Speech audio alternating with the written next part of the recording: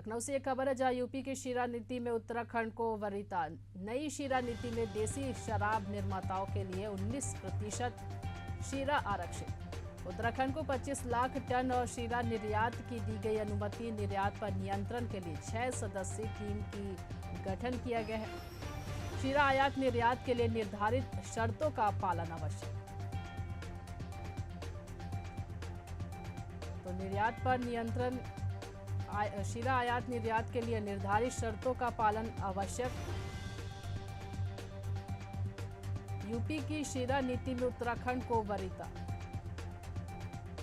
नई शीरा नीति में देसी शराब निर्माताओं के लिए 19% शीरा आरक्षित की गई।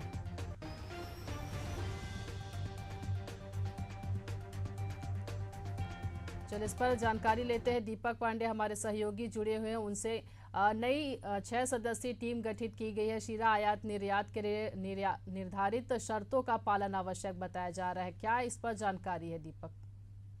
देखिए ललिता, अगर बात करें उत्तर प्रदेश कैबिनेट की बैठक हुई थी कुछ दिन पहले, जिसमें शीरा नीति को लेकर साफ तौर से कई फेरबदल देखने को मिली थी। बता दें कि उत्तराखंड की जो शीरा नीति है उसको कहीं ना कहीं वरीयता देते हुए यूपी सरकार अब उत्तराखंड को भी शीरा नीति में शामिल करने की तैयारी कर चुका है। बताते चले कि 19% से ज्यादा शीरा नीति जो देसी शराब बनाने वाली कंपनी है या जो देसी शराब में इस्तेमाल करने वाला शीरा है उसको रिजर्व रखा गया। तो ऐसे में कहीं ना कहीं प्रदेश में जो जिस तरह से शीरा नीति को लेकर अलग अलग रणनीति चल रही थी, उसको लेकर अब प्रदेश सरकार एक अपना स्टैंड लेती हुई दिखाई दे रही। बता दें कि उत्तराखंड का 25 लाख टन शीरा नीति की अनुमानित नीति दी गई है और इसके लिए 6 सदस्यीय टीम भी गठित किया गया है। कहीं ना कहीं शीरा आयात निर्यात के लिए निर्धारित शर्तों का पालन आवश्यक होगा। इसको लेकर लगातार प्रदेश सरकार काम कर रही। यूपी का शीरा नीति में उत्तराखंड को वरीयता दी जाएगी। साथ ही साथ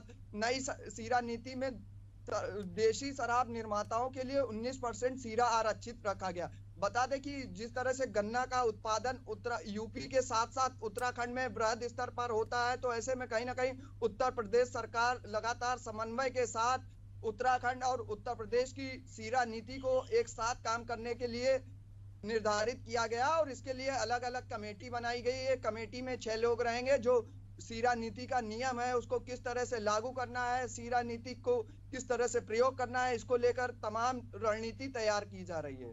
चलिए दीपक, इस जानकारी के लिए और हमसे जुड़ने के लिए आपका बहुत बहुत धन्यवाद।